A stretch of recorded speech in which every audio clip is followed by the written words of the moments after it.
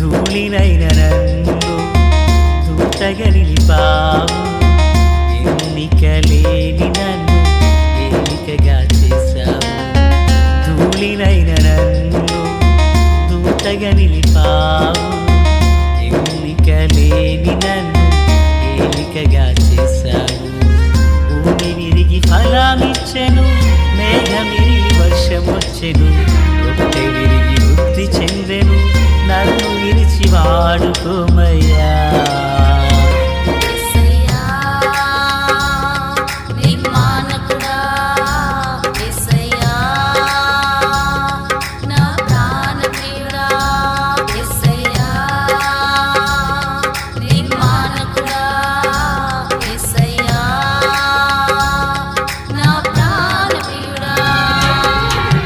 ధూళినైన నన్ను దూతగా నిలిపావు. ఎన్నికలేని నన్ను ఏలికగా చేశావు. ధూళినైన నన్ను దూతగా నిలిపావు. ఎన్నికలేని నన్ను ఏలికగా చేశావు.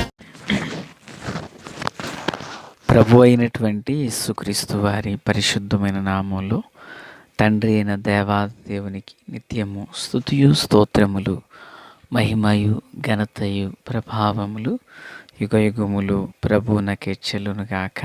ఆత్మీయులారా, బాగున్నారు కదా? జీవపు మన్న కార్యక్రమం కొరకే కనపడుచున్న ఆత్మీయులెల్లరికూ హృదయపూర్వకమైన వందనాలు. ప్రతిరోజు దేవుని వాక్యాన్ని మీరు చదువుచున్నారు కదా, ప్రతిరోజు దేవుని వాక్యాన్ని వింటున్నారు కదా, సంతోషం. వాక్యము చదువువాడు, వినువాడు, దాన్ని గైకొనువాడు ధన్యుడని ప్రకటన గ్రంథమందు మహాప్రభు మనకు సెలవిచ్చున్నారు. సంతోషం. ఈరోజు వాక్య ధ్యానం కొరకైన భాగం సంఖ్యాకాండము 15వ అధ్యాయం 1 నుండి ప్రియులారా 16 వరకున్న వాక్యాలను మనము ధ్యానిస్తున్నాం. 16వ వచనం, మీకును మీ యొద్ద నివసించు పరదేశికిని ఒకటే ఏర్పాటు, ఒకటే న్యాయవిధి ఉండవలెను. అలాగునని రెండో వాక్యం, నీవు ఇశ్రాయేలుతో ఇట్లను, నేను మీకు ఇచ్చుచున్న దేశ నివాసములలో మీరు ప్రవేశించిన తరువాత ప్రార్థన. తండ్రి దేవా స్తోత్రాలు. చదవబడిన వాక్యం మీది వినిచున్న వారందరూ మీ వారు. మీ దాసుడనైన నన్ను సంపూర్ణముగా మరుగు చేసి దైవస్వరమును వినిపింపచేయమని, రాకడ కొరకు రాజ్యం కొరకు సిద్ధం చేయమని యేసయ్య మహోన్నతమైన నామంలోనికి ప్రార్థించిన మనవులన్నీ పొందియున్నామని నమ్ముచున్నాము మా పరమ తండ్రి. ఆమేన్. ప్రియులారా, బాగున్నారు కదా?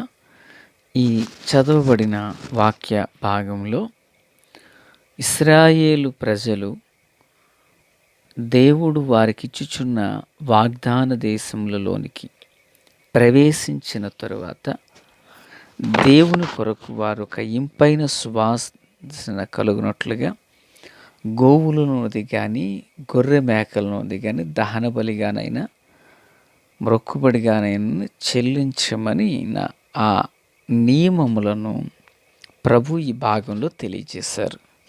ఇక 16వ వాక్యంలో చూసినప్పుడు, మీకైనను లేక పరదేశులకైనను ఒకటే విధి ఏర్పాటని ప్రభువారు తెలియజేశారు. అంటే స్వదేశంలో ఉన్నవారైనా, ఇశ్రాయేలీలైనా, పరదేశులైనా వారందరికీ విధి, న్యాయము, నియమము అనేది ఒకటై ఉన్నది. అయితే పిల్లలు, ఇక్కడ ఒక విషయాన్ని మనం జ్ఞాపకం చేసుకోవాలి. ఏంటా మాట అంటే, ఇశ్రాయేలీలు సంఖ్యాకాండమందు ఈ సందర్భానికి ఇంకా వాగ్దాన దేశంలోనికి వెళ్ళలేదు. వాళ్ళు ప్రస్తుతానికి అరణ్య యాత్రలో ఉన్నారు.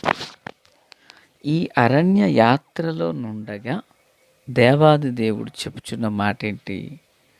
మీకిచ్చుచున్న నివాసములలోనికి మీరు ప్రవేశించిన తరువాత అన్నారు. అంటే దాని అర్థం, వారు అరణ్యములో తిరుగులాడుచుండినప్పటికీ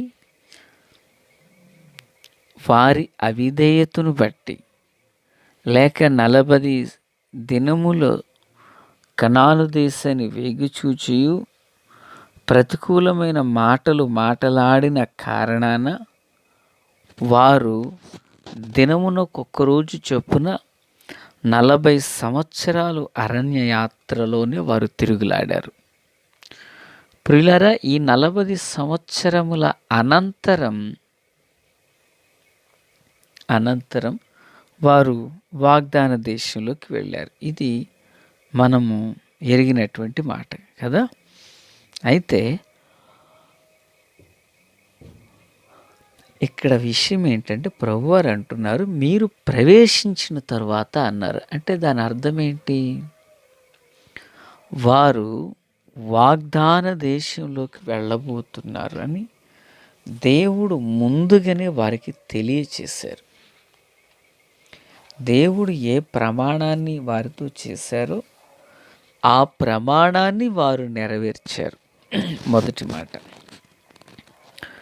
దేవుడు ఏ ప్రమాణాన్ని వారికి ప్రకటించారో ఆ ప్రమాణం నెరవేరబోతుందని ప్రభు ముందుగానే తెలియజేస్తున్నారు. చరిత్రకారులు చెప్పిన మాట ఏంటంటే, సంఖ్యాకాండం ముందు దగ్గర 38 సంవత్సరాల చరిత్ర ఉందని అని చెబుతూ ఉంటారు. సరే, ఏదేమైనప్పటికీ వారు వాగ్దాన దేశంలోకి ఇంకా వెళ్ళాల. కానీ దేవుడు ఏం చెబుతున్నారు?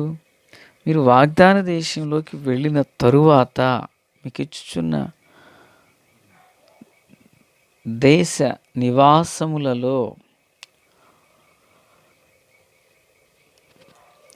మీరు ప్రవేశించిన తరువాత అంటున్నారు. అంటే దీని యొక్క ఉద్దేశం, దేవుడు అబ్రహాము, ఇస్సాకు, యాకోబులకు ఏ వాగ్దాన దేశాన్ని అయితే వారికి ప్రమాణం చేశారో ఆ వాగ్దాన దేశంలోనికి వారిని నడిపించుటకు దేవుడు ఎంతో ఆసక్తిని కలిగి ఉన్నారు.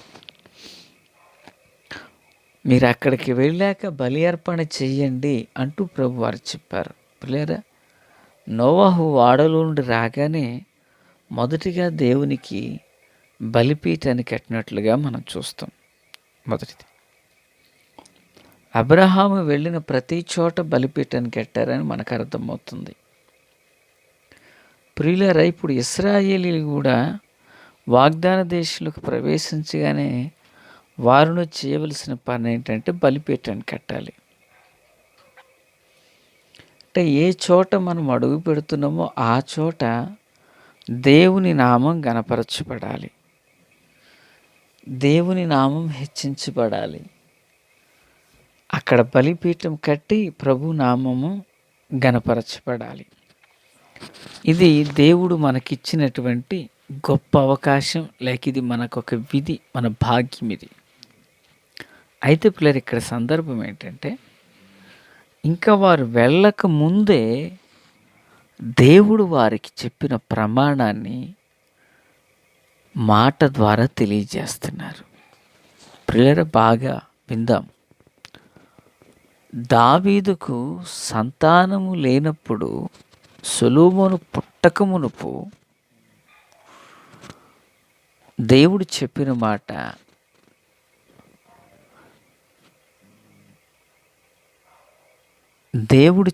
మాట, సత్య ప్రమాణం దేవుడు జరిగించారు.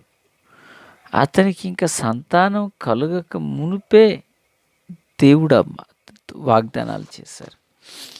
అలాగుననే అబ్రహాము సంతానం కలుగక మునిపే సంతానాన్ని గూర్చిన వాగ్దానాలను దయచేశారు. పిల్లరా, అంటే దేవుడు వారి భవిష్యత్తును ముందుగానే తెలియపరిచి ఉన్నారు. దేవునికి స్తోత్రం. ఈరోజు దేవుని యొక్క పిల్లలుగా మన ఆత్మీయ జీవితంలో మనమును ఒకటి గుర్తుపెట్టుకోవాలి. మనం నేటి దినాన్ని గూర్చి ఎరిగిన వారం. కానీ మన ప్రభువు గతము, ప్రస్తుతము, భవిష్యత్ కాలమును సంపూర్ణముగా ఆయన ఎరిగి ఉన్న దేవుడు. ఆమేన్. ఇజ్రాయేలీల యొక్క భవిష్యత్తును ఆయన ఎరిగి తెలియపరుస్తున్న దేవుడు. దేవునికి స్తోత్రం. ఆత్మీయులారా, క్రీస్తునందు నాకు అత్యంత సన్నిహితులారా, జీవము కలిగిన దేవుని పిల్లగా మన ఆత్మీయ జీవితంలో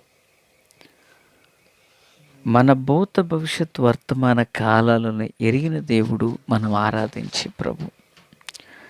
ఆయన సమస్తాన్ని ఎరిగి ఉన్నాడు కనుక ఆయన చిత్తము మనం ఏదైతే ఎరిగి ఉన్నామో దాన్ని అనుసరించి నడవడమే మనకు దీవెన. ఆయన చిత్తము ఒకవేళ మనకు బయలుపరచబడిన ఎడల దాన్ని తెలుసుకుని ముందుకు సాగిపోవడమే. దేవునికి స్తోత్రం. ఆత్మీయులారా, క్రీస్తునందు నాకు అత్యంత సన్నిహితులారా, జీవము కలిగిన దేవుని పిల్లలుగా దేవుడు ఇశ్రాయేలు పట్ల కలిగిన ప్రేమ, వారు అప్పటికే సనుగుచుండినను గొణుగుచుండినను వారు దేవుని మీదను తన సేవకుడైన మోషే అహరోనుల మీద తిరుగుబాటు చేయుచున్న దేవుడు వారిని గూర్చి ప్రకటించినటువంటి మాట, మీరు ఆ దేశంలోకి వెళ్ళబోతున్నారు. మాట ఇచ్చిన దేవుడు తప్పక వారి యందు నెరవేర్చారు కనుక దేవుని యొక్క సత్య ప్రమాణము మన యందును నెరవేరునట్లుగా ప్రార్థనాపూర్వకంగా ప్రభు సన్నిధి నిలిచేందుముగాక. తండ్రి దేవా స్తోత్రం. వాక్యం అందరి హృదయాల్లో ఫలభరితం చేసి మేలుతో, కృపతో, బలముతో నింపి నడిపించి మహిమ పొంది దైవ కార్యమును సఫలపరచమని యేసు నామమున ఆమేన్. Praise the lord.